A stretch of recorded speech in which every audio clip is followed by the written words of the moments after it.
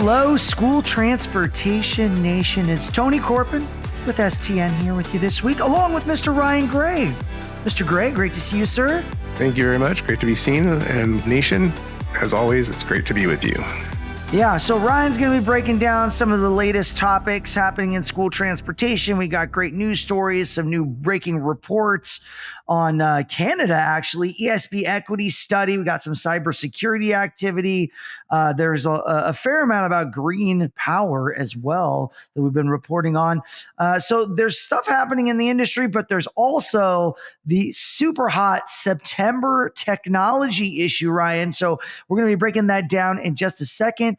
And guys, don't you forget, this episode is brought to you by TransFinder, the leader in school bus routing software, and by School Radio, your source for reliable radio communications. And also, not to be forgotten, the TSD Conference, transporting students with disabilities down in Frisco, Texas. That is a suburb of Dallas. So real easy to fly into. You can go into Love Field, DFW, 2 airports. You pick, like chocolate or vanilla, right? But you can pretty much fly anywhere in the United States direct there for the most part. And we'd love to see you November 6th to the 11th. We've got our $100 off early bird special available to you. And if you type in code TSD50, that's TSD50, you'll get a bonus $50 off. That's only available to you guys on the podcast that are listeners. So take advantage of that extra $50 off and lock it in. We'd love to see you for the ultimate in special needs training. So much to get from that. And we'll talk a little bit more about the conference as well in just a little bit. Hey, safety is a number one priority for everyone in school transportation, and even more so when needing to communicate in a school bus setting. School radios, push to talk over cellular or POC radios, are the safety enhancement you need to provide clear communication across all aspects of your fleet. Schools, SROs, that's school resource officers, and beyond. School radio helps take safety and connectivity a step further by offering interoperability solutions that bridge conventional two-way radios with POC systems, creating a unified network that boosts effectiveness and safety. This integrated strategy guarantees smooth communication in both emergency situations and daily activities. To learn more about how school radio can improve safety in your communication methods, visit school-radio.com. That's school-radio.com. All right, we're back. So Ryan, let's drop in. Let's talk a little bit about that September issue before we get into the headlines. If people haven't clicked on the September issue, what story are they flipping to? Who's on the cover? What's that technology super users story we got cooking? Yes, Tony. So we actually have Brenda Boyd from Holland Public Schools in Michigan gracing the September cover. She is the transportation director there at Holland Public Schools, big Tyler user. We have several technology super users that we focus on in their operations in the September issue. A lot of stuff, Tony, about certainly tablets, routing.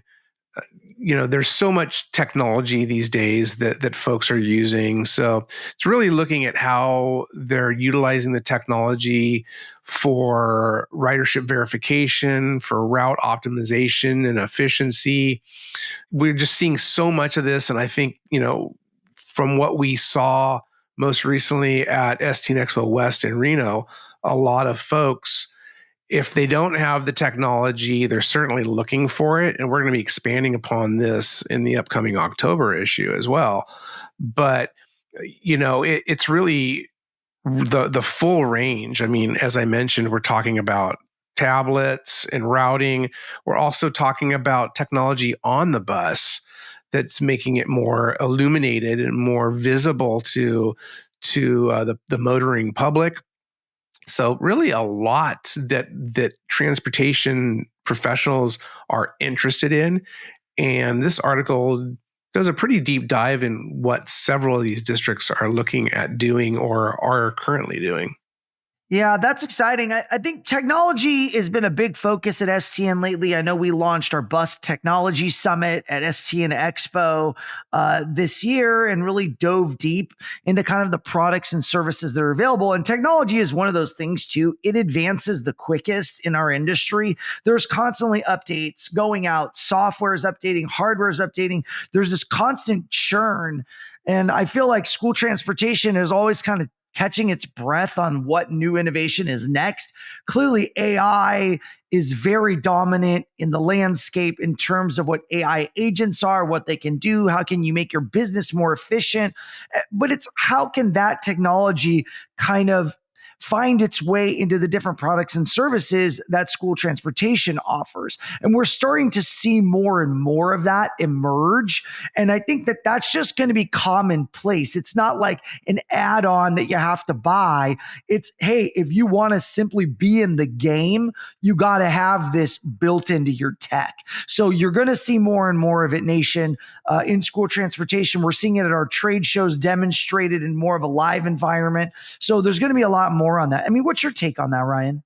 Well, certainly, and something we've been talking a lot about, and some of this is in September, but as we're recording this, First Student and Samsara are announcing a huge partnership where we've been talking about risk detection with video and AI-enabled software. Wow. AI cameras, that's part of this tech and safety advancement that First Student and Samsara are rolling out. Predictive safety analytics, and of course, how it factors in with collision avoidance and hazard detection. So certainly, yes, I think that the AI conversation in Reno was the most we've ever seen or ever had before, and it's only going to be more so.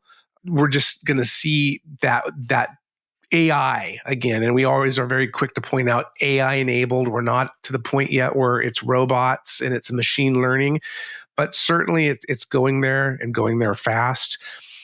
A lot of discussion in the September issue again about fleet management as well, predictive maintenance, where that's going more towards the route. I think most maintenance schedules that we see in the school bus industry continue to be preventive.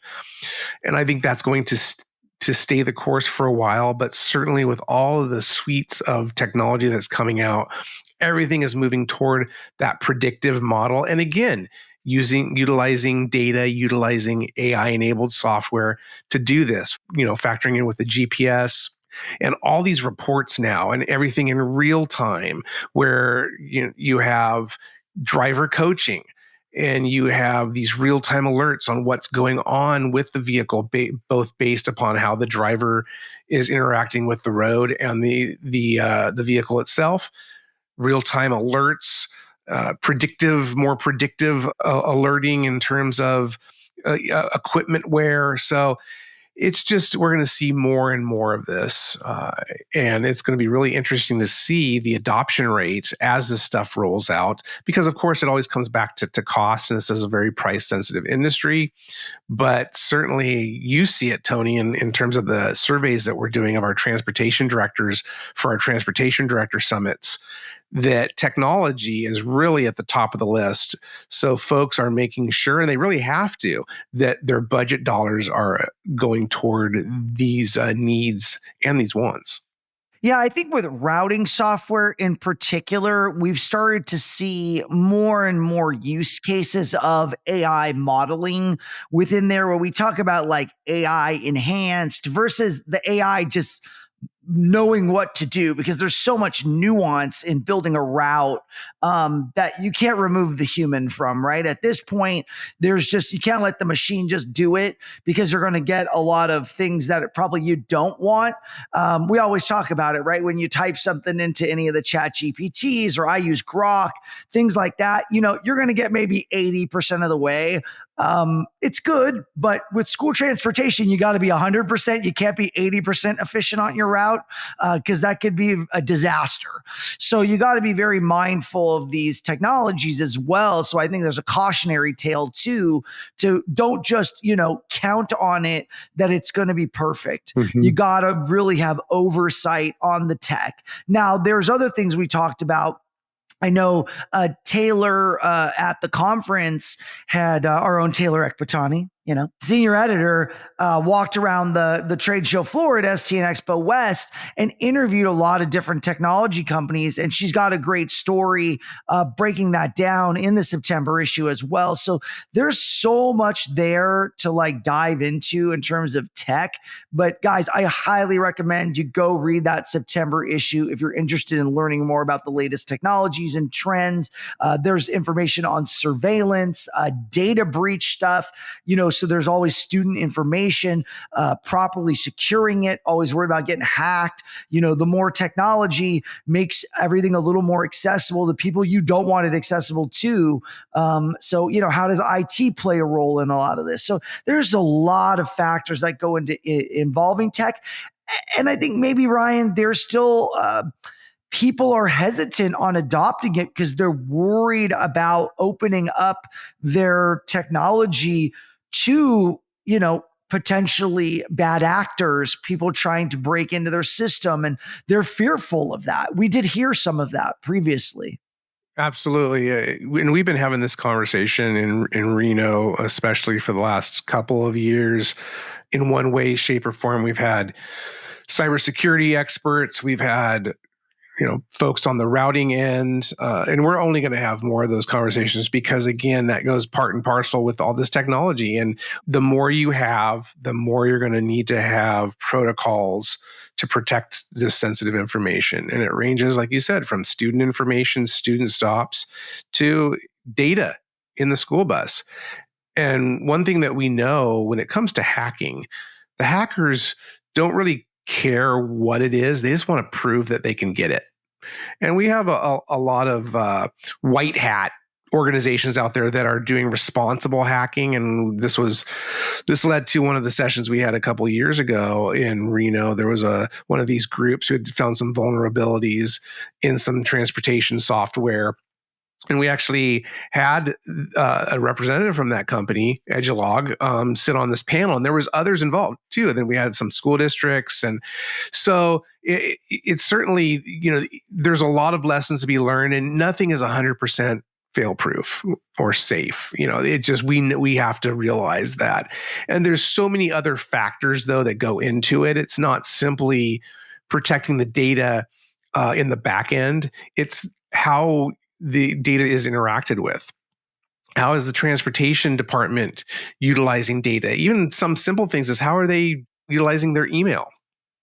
Something as simple as not clicking on a link on some phishing attempt, or you think it's an invoice or an attachment that you need to open, but it doesn't seem quite right. The email it might be from someone and they've been hacked. So there's all of these responsible networking practices and security practices that organizations really need to get up on. And how do they pass that along to their parents? The parents play a role in this as well. So just a lot of Pandora boxes that open up everywhere when you're having all this technology.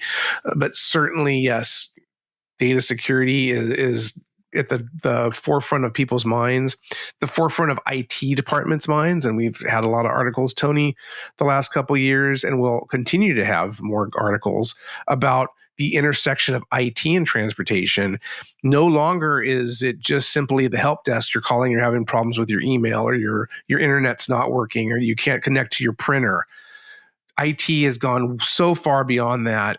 And helping transportation departments actually not only implement new technology, but help procure it as well. So really relying on those experts to handle a lot of those security aspects. Because again, student transporters, they're experts at transporting students and transporting them safely.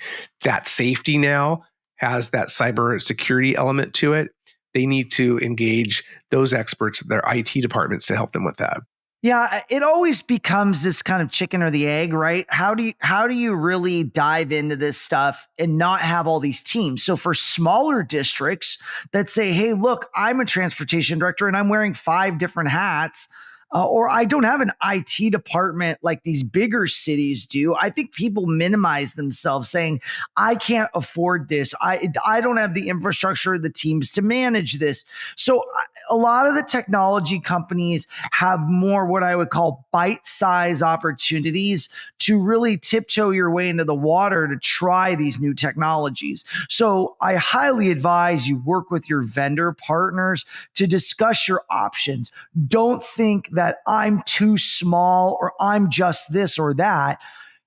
Explore the opportunity, explore the possibility, be curious about what is possible within your scope of your operation. Don't feel because you have 25 buses or 30 buses that this stuff isn't attainable. It is.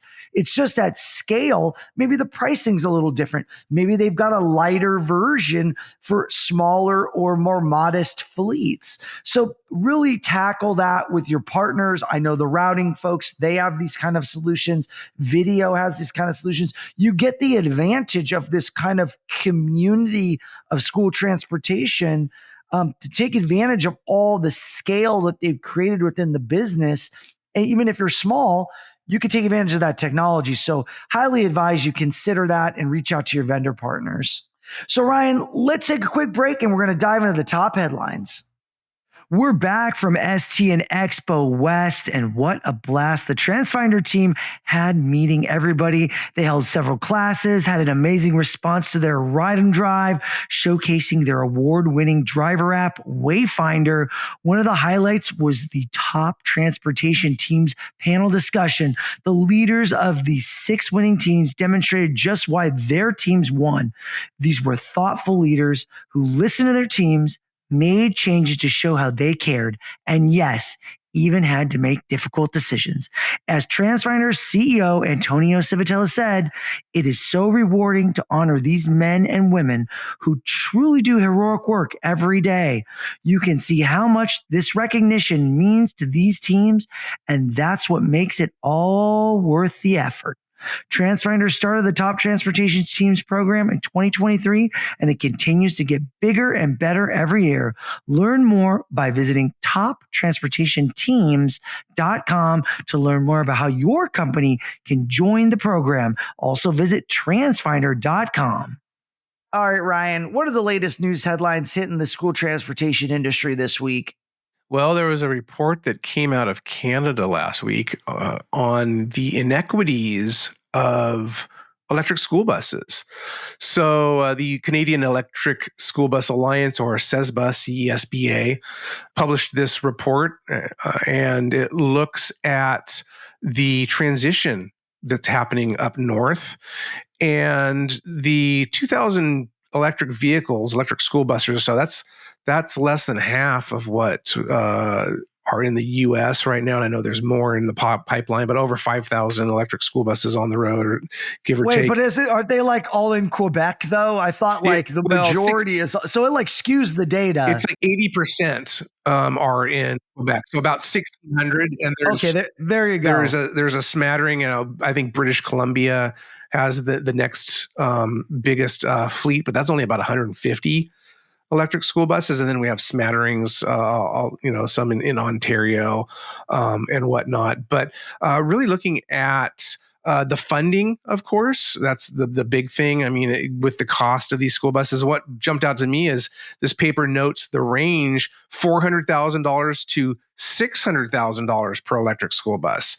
Certainly, that was a big. Are those Canadian dollars? That might be Canadian dollars. I think those are Canadian dollars. So there's a trade-off there, but still, it's. That's a lot of money, and comparing it to $125,000 Canadian for a diesel model, and you're factoring in the related infrastructure, and on and on and on. Interestingly, in looking at the haves and have-nots, really focusing on the people on Indigenous lands. There's a lot of remote country in Canada as well. We certainly see that in the U.S., but really the population centers in Canada are very close, relatively speaking, to the U.S. border. And there's so much more of Canada that extends up toward the Arctic Circle. And there's a lot of Indigenous folks up there. And so this paper is really looking at how can we be more equitable? And it's really a call to action for the federal government as well as provincial governments to really level the playing field. And so obviously funding comes into that scope. And there's some federal funds for electric school buses, the Zero Emissions Transit Fund, and there's also a Zero Emissions Vehicle Infrastructure Program for chargers. But that's it. And so then it's really left up to the provinces. And like you said, Tony, Quebec has been the leader in this. They have a mandate, I think it's of 2030, that 2/3 of the school buses up there need to be electrified. How do Canadians, how do the school boards, school districts, schools on Indigenous lands, how do they wrap their heads around this? And it's a lot of the conversation of what's happening down here in the U.S. Canada, again, is not as far into their electrification. So I think that, I was talking with the lead author, Valerie Tremblay, and she said that they've really looked at a lot of what the World Resources Institute and their electric school bus initiative have done. We had the World Resources Institute recently do a study on the health cost benefits of electric school buses in communities. And we hear a lot about, certainly with zero emissions from the tailpipe, but that WRI article also looks at life cycle. From well to wheels, essentially, from the standpoint of looking at the actual how to extract the minerals. And there's certainly a cost and an emissions to that. And then this Canadian paper as well looks at critical minerals, and Canada has a lot of them. They're one of the world leaders in a lot of the critical minerals that go into school buses in general, a lot of copper, but certainly also in what is necessary to produce an electric school bus. And a lot of those are on Indigenous lands and in very remote areas. So really this report looks at several items, but really the crux of it is how to make things more equitable so that no one is left behind on this transition. And they talk about the need for more equity for students with disabilities, and that these buses all need to have wheelchair lifts on them and making them inclusive. And this is a conversation I've had with a lot of our folks over at the TSD conference for decades now, in terms of the U.S. Standards or regulations for accessibility in school buses. And you certainly see a lot more Type Cs with wheelchair lifts. And this Canadian report talks about the lack of availability of Type As in that market. They only have a few to choose from, and that there's some supply constraints there. And they're obviously competing with the U.S. and with that market as well as across the entire school bus market. But more inclusion of Type Cs that have wheelchair lifts. And, one of the things I've always wondered was a lot of our school buses have wheelchair lifts located where, Tony? The back of the bus. And this country obviously has a very tough history in terms of back of the bus and the connotations of that. And I know I've seen, some school buses have wheelchair lifts located in the center of the school bus, and some of those might be from a state specification standpoint. But really looking at, okay, we have the technology now. There's a lot still needing to be figured out, and certainly range and cost are very high up there. But also how to make these school buses more accessible. Yes, funding is necessary for that. How do we make the funding more available to the folks that really need these school buses? And it comes back to my previous comments about the emissions and the health benefits. Oftentimes, the children in the communities that need these the most are in those urban areas, more impoverished. So that's really what this report tries to tackle. And again, really seeking federal as well as provincial policymakers to take a look at this and make take these things into account when they're making policy, making legislation around electric school buses. When you discuss electric school buses, Ryan, it's still such at its infancy. I know that a lot of the OEMs have invested serious capital and R&D into the development of this technology platform. And I think we'll both agree it's here to stay. Now, it's a matter of use case. What is the optimal use case for electric school buses? And can funding help bridge the gap for acquisition of the assets? Obviously, the clean school bus funding, really amplified and accelerated adoption because there was money available. Basically, the first federal program that was specific and intentional for school transportation that we could say, hey, this is just for us from EPA. I mean, there's other programs that were like DERA and like little programs. We're talking, hundreds of millions, not billions. I mean, I haven't seen a program with a B in front of it. Now, yeah, we get money from Medicaid and we get money from other programs, but it's not like specifically like a carve out where this was. So now you've got other bills, heavy duty on highway, or all these other things where school transportation can participate. Then you've got stuff at the state level that's being levied. You've got utilities doing things. So there's a lot of stakeholders that have been pushing for this funding. It's not simply school transportation departments on their own. And we're really not lobbying, right?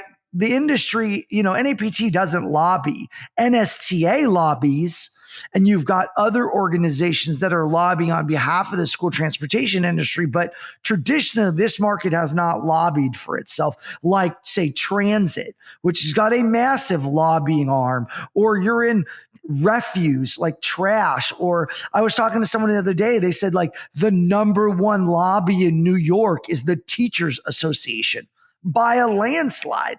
Why can the Teachers Association do that, but school transportation can't, right? So there's elements there that I have like bigger thoughts on, which we can dive into in a later episode. But it's always curious to me because the lobbying effort directly ties back to the funding. And you've got big companies like First Student. They were front and center at all the White House things. They were driving it. They were spearheading it. Obviously, we had Kevin Matthews, who's basically the head of electrification over there at First Student. We've had Alex Cook, who was our innovator of the year, talking about all the innovative things First Student has done around electrification. And John Kenning, I interviewed at ACT Expo out in Anaheim earlier this year. And he was talking about all the things that they do. But their core business, when it comes back to it, is transportation. All these ancillary things are just that. They're ancillary. They enhance the business. So how can we come back to center and say, hey, look, at its core, we want to transport. We need to do it well. We need to do it efficiently. We need to do it in budget. And we're asked to do more with less constantly. So this is a conversation that we're having. And somebody brought to my attention, in the big, beautiful bill, Medicaid funding is getting cut significantly, and that has the potential ramifications to trickle down to the schools, and that could hit transportation as a secondary or tertiary funding hit, because they got to get the money from somewhere. So where are they going to pull from? Transportation is easy to hit. Absolutely. And, the comment about the lobbying and, First Student, obviously he or she with the biggest stick gets the mic. And that's what we see with First Student, where they have 45,000, 46,000, whatever school buses it is, nationwide or across North America, by far the largest fleet. That's what politicians and policymakers are going to listen to. Those biggest fleets, they're going to listen to the New York Cities, the Los Angeles Unifieds, the Chicagos of the world, that maybe those districts don't have as large of a fleet as some other smaller districts, but because they're they have the most students, they have the most teachers. And you're right. The national teachers groups, national education folks, that's why, like you said, you always see them at the White House during the election years, and they're out there doing press junkets and media junkets with these candidates, because they represent all of education, all of classroom across the nation. And we have this conversation all the time in transportation. Money is always going to go to the classroom first. And how does transportation prove itself, showing that we are helping the classroom? We're getting the kids to school safely, so that when the funding counts come in, we can say, hey, we did our part to make sure that that kids are getting to school. Those who need to get to school are getting there. So that, again, what happens? The school district gets its dollars, but transportation is only getting maybe 10% of that, maybe 5%. Recently noted that I think, with LA Unified, they had like an $800 billion, some crazy number of their, whatever it was, maybe not 800, but it was just this crazy billions of dollars in their total budget. And transportation was like 2%. But yet still, it was millions and millions of dollars. So it's relative. But you're to your point, the contractors, the business owners, those with the largest fleets, they're going to get the attention of the politicians. How do school districts get in on that? I think, again, they need to advocate for themselves, and this industry has done so and done so well for itself over the years, but it just needs to continue to do more. Really cozy up with your school board, with your superintendent, prove to them how transportation, how your operations are helping move the district toward the end zone. And that's where you can hopefully get some more lobbying power behind you so that you can get what you need. Yeah, those are really interesting headlines, Ryan, and I think we'll dive deeper in upcoming episodes as these stories kind of evolve. But we do have the TSD conference that I mentioned at the top of the show, and we have keynote speaker Lisa Navarra. She is jumping on, and we know Lisa previously, our friends at Suffolk Transportation, Contractor of the Year. Congratulations to them. Had introduced us to Lisa, and we had her at the TSD conference, and we said, wow, this lady is amazing. We need to get her at the TSD conference in a bigger way. And now she's keynoting on Monday, sponsored by Zonar. So we're excited to have her. And Lisa is a certified child behavior specialist. So she's going to bring her knowledge to the STN podcast. Ryan, take it away. All right, School Transportation Nation, I want to welcome our next guest, Lisa Navarra, child behavior consulting founder, special educator, behavior expert. She is going to be providing you, Lisa, are going to be providing our keynote on Monday, November 10th at TSD Conference, The Power of Praise, Shaping Student Behavior and Building Success on the Bus. Lisa.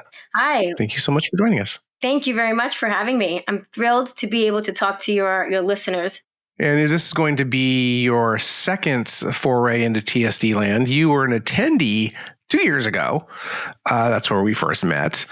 And it's great to have you now wearing your speaker badge this fall. TSDconference.com. That's where you can find out more information on Lisa. And we also want to shout out to, just announced this past week that Zonar is sponsoring your keynote on Monday, November 10th. So thanks to them. Now let's get into you. So tell everybody the elevator pitch. Who's Lisa Navarra? Well, Lisa Navarra is someone who is extremely passionate in being able to provide powerful resources and trainings to help children self-regulate. Very important, and that's going to be the crux of a lot of what you discuss at TSD. You were a special educator first. You have over 2 decades of experience teaching. I always like to ask about the person, you, Lisa. How did you get into teaching, and how did you decide that you wanted to work with students with disabilities? Such a great question. It's funny. When I was going through school, I didn't really know what I wanted to do. I just knew I wanted to help. So I didn't know if it was children or adults. one thing led me into another, and I ended up getting a bachelor's in special education, birth to 21, and general education from kindergarten, pre-K actually, to 6th grade. And I was placed in a placement for special education for emotionally behavioral disordered children. And I loved the behavior. And the wilder they were, the more committed I was to be able to really commit myself in learning how to help these children gain control and self-confidence. So then you got your advanced degree in behavior and was it working with children? Because you knew that you wanted to go into children. I mean, do you go out? I don't have my behavior degree. I just have bad behavior, I guess. But do you study the behavior as a whole? Is it specific to children, before, after, during? How does that work? Right. So what shaped me really into where I was and where I am now, it was such a journey, Ryan. Essentially, I didn't know what I was doing back in 1997. I was not prepared through school. So I really honestly cried from September through December every single day. I mean, I had children banging their heads on concrete floors where they came to school with their head rounded. I had children who were in foster care and they made it to the newspaper for violence at home. I was not prepared for working with these children. But what the sad part about it is that nobody was, because I wasn't shy to ask for help, but they didn't know what to do. They didn't know how to help me help the kids. And so even as a first-year teacher, after December, I wiped away my tears and I said, you need to get it together here. So I contacted the other teachers on the elementary level within the school district that I was working in to work with me, to provide a workshop or whatever it is that we're learning and we have learned, and let's collaborate together to share it with others, and as well as I wanted the information. And sadly, nobody wanted to join me in that. And I was an untenured teacher. So that, again, really was a significant awakening of where we were in helping children who had difficulty with learning. So I continued to educate myself. And in doing so, I provided free workshops at the time. And I also then had my master's in special education. I went for further degrees in school district administrator. And now I am a doctoral candidate for early childhood education with a focus in special education. So it's been a continual growth and experience in working collaboratively with others. And the one thread that I have found, whether it be for helping parents to support their children at home, whether it be gaining the attention and that love of learning that you want to see in every child in your class, or whether it be supporting programs and educators, service providers, and administrators to realize, how do we reach these kids? There's one concept, and it's self-regulation.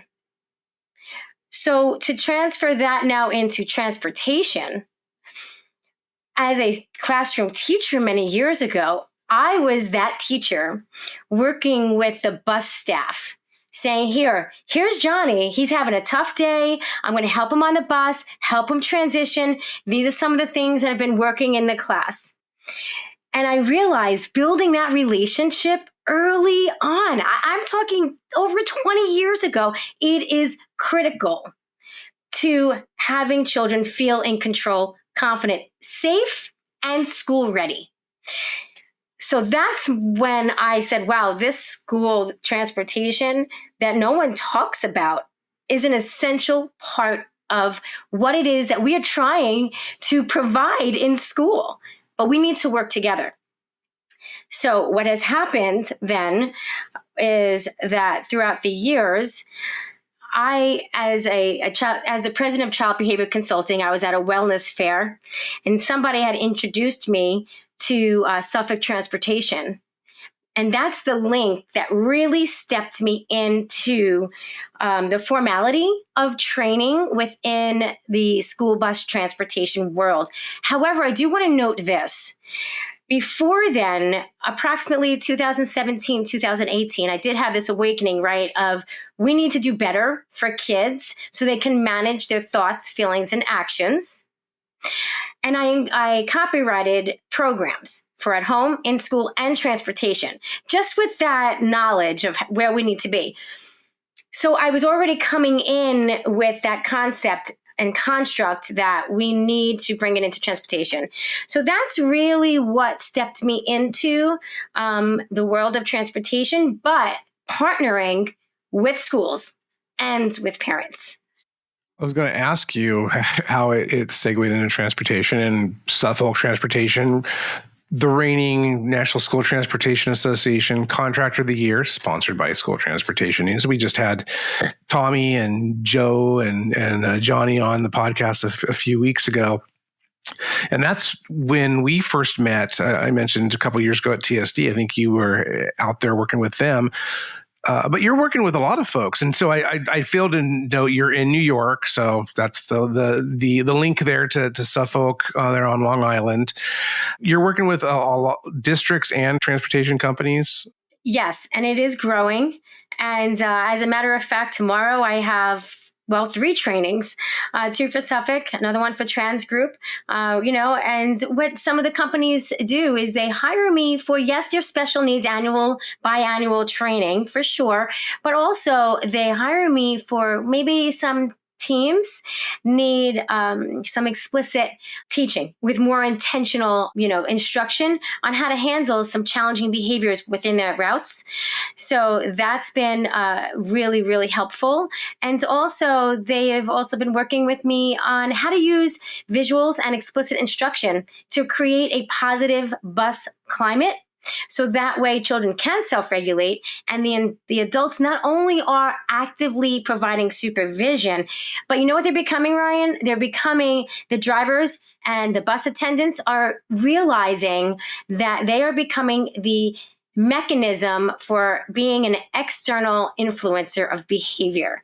So that way they can shape children's behavior to be safe on the bus, so they have that safe transition, build those self-regulation skills, and they can also be school ready and home ready for when they're on their way home from school. So really modeling behavior on the school bus. But as we've talked so much about, school bus is an extension of the classroom. And in fact, last week's podcast guest, Michelle Gay, who was actually our opening keynote for TSD, she discussed the importance, not only the importance, it's vital that you have that linkage between the classroom, the school building, and school bus. I know you're big on partnerships. What do you teach or think in terms of having that special education hat and that administrator hat, but then also working with transportation? How do we bring all those together so that everyone's talking and everyone's working toward the common good? It's the common language and understanding developmentally appropriate behavior. So first we need to understand, is this challenging behavior that we see intentional, or is it developmentally appropriate? So everybody needs to understand that first. Then we need to have common language, so that way we can understand how, in a systematic way, are we going to address the child and also be supportive rather than punitive. A lot of sensitivity. I hear so many of our sessions, there's that element of sensitivity, but isn't it training the school bus drivers or the attendants to your point of what's that? I believe the term, the manifestation of their disability versus them just doing bad behavior. And it's sometimes the lines are blurred, but it's the ability to understand what they're dealing with and what they're seeing. And I think also the communication with special education, so that the school bus driver or attendant's getting the information about that child that they need. Exactly. As a matter of fact, when we did the pre-intervention and the post-intervention data recording for launch the program, the school bus safety program, a big piece of understanding really was a result of the training in behavior as developmentally appropriate. So once the drivers had understood, oh, they're not questioning my authority, they're just questioning me because they want the answer. Suddenly, the frequency of behavior was influenced by their perception. So it's no longer, oh, well, they're excessively talking, let's say. That's becoming a distraction. So now they understand they're excessively talking because they need to calm down a bit. They need to understand more in an explicit way that when you're calm, we can drive safer. And so when they're able to understand that behavior and differentiate it, they approach each and every situation accordingly.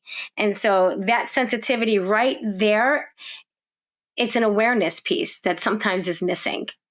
So you're going to be talking a lot about this with your keynote, as well as we're also cooking up a panel discussion. I believe you're going to be facilitating the day prior on Sunday, November 9th. So details are coming, folks. So pay attention to tsdconference.com and stnonline.com. But, Lisa, I wanted to ask you a little bit more of what's other empirical data. You mentioned that you're being able to pull so much information from the drivers.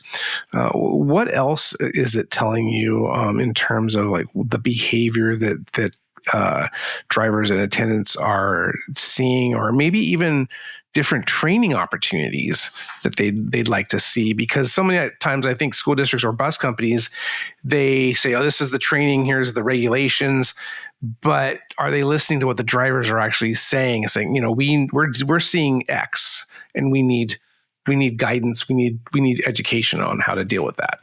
Right. And what's really been wild is that some drivers, they'll say from the start, I need strategies in being able to manage challenging behaviors. I need kids to be able to follow directions. And then there are also some drivers in the beginning, when you survey them before training, they're like, I don't know. I'm open, but I don't know. And how can they if it's such a clean slate, but they know they need some kind of assistance, right? So through the training, you can see the level of engagement, and then suddenly they're saying, I want to know more about when a child stands up or tries to elope. I want to know more about when a child doesn't want to come to school, right? Mm-hmm. So now they're engaging, but not only that, it's really so rewarding to see is that the drivers have a newfound purpose. And yes, some already know that they're important, and some already do feel as though they are part of the school system.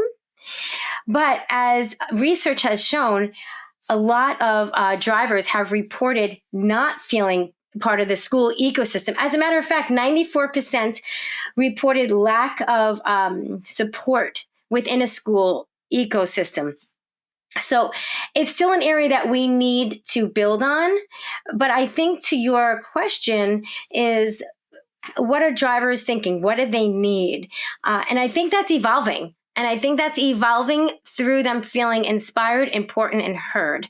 So in addition to being a behavior expert and a special educator, you're also an author. So and the book that you've written several books, but specifically a book on and for transportation. Why don't you talk a little bit about that? And I think it dovetails into what you have been describing and in terms of understanding the students' behaviors, the students themselves understanding their behaviors, and how that all comes together in a transportation setting. Absolutely. So I never really seeked to be an author, but what's better for children to learn from but books? And what better medium for educators, parents, and transportation staff to be able to join that knowledge that we want children to be able to turn into skills demonstrated on the school bus, but through a book. So I essentially wrote realistic fiction. And the characters in the stories are real children, real adults. And in this story, the children riding on the bus are actually real are real adults. You know who the bus driver is? Beth, the bus driver. Okay. Beth from Suffolk Transportation. And she goes through picking up her new students who have never been on a bus before. And so you can only imagine the challenging behaviors that the children are demonstrating. They're crying, they're playing with the seatbelts. Seatbelts are becoming weapons now, because that's what happens. Because when we expect children to ride on a transitional setting, such as the school bus, for sometimes an expanded amount of time, things can go wrong. They need to be taught with clear expectations through predictable routines and language of instruction. And so that's how this book supports that process of building self-regulation, safety, and school readiness. So all you attendees or would-be attendees of TSD Conference, it's a peek under the hood, if you will, on some of Lisa's expertise and what she's going to be bringing to the conference. Where can our nation go to find out more about you and maybe even more about your books? Sure. My books can be found right on Amazon. You can put my name in, Lisa Navarra. And they're also available on my website, childbehaviorconsulting.com. And you can always reach me at lisa@childbehaviorconsulting.com. But the best way is hop on Amazon. They're right there for you. I want to mention to that book that you were speaking about, because you've written several, but for transportation, A Bus Voice Adventure. So really helping the students find their voice, and I think the school bus drivers and attendants to hear that voice and understand what that voice is telling them. So, well, thanks so much, Lisa. I really appreciate it. Looking forward to seeing you here. And it's crazy, about 2.5 months, less than that. So thanks so much for joining us again and for sharing more about you and what you're doing for all the kiddos out there. And thanks for your advocacy for children riding on the school bus. Absolutely. A special thanks to Lisa, Ryan, for coming on the podcast this week. Really great conversations, great headlines, lots to check out on the stnonline.com website. Check out that Canada ESB equity study. We got that Green Power report, cybersecurity. Go click on that September technology issue. Great content to sink your teeth into, nation. Take advantage of all the great resources we have available to you, courtesy of our sponsors, TransFinder and School Radio. This week, our episode sponsors. Guys, we appreciate you. Make sure and go check out that TSD Conference. Lock in the early bird, save 100. Also take advantage of that secret code TSD50 for $50 off bonus. The TSDconference.com to take advantage of that. It's a limited time offer, so get on it today before it's gone. Remember, subscribe to the podcast on Apple Podcasts, Spotify, wherever you listen to Pods Nation. We love you. We got you covered every week with all the latest and greatest in school transportation. We'll see you next week.